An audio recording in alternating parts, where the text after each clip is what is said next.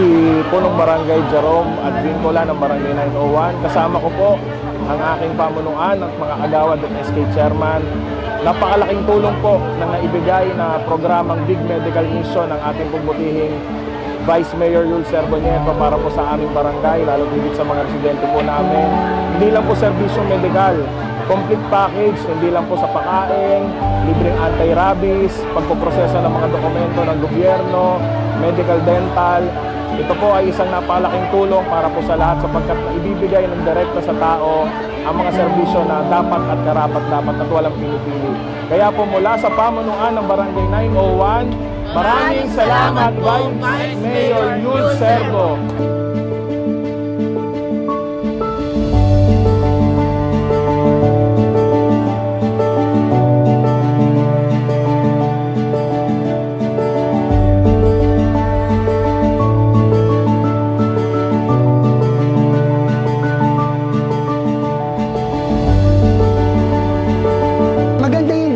Nagkaroon sila ng medical mission.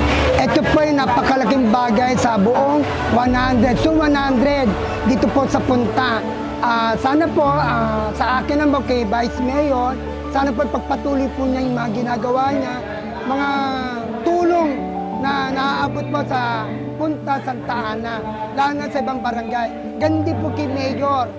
Nila po na salamat po sa tulong na binibigay ninyo sa buong Maynila.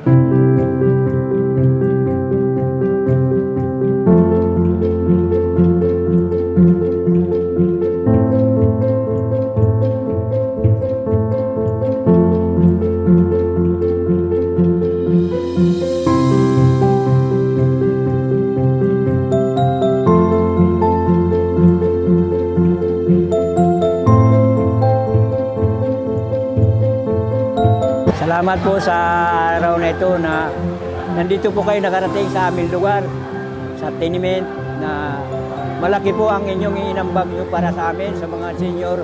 At hindi lang po sa mga senior, kung hindi sa lahat.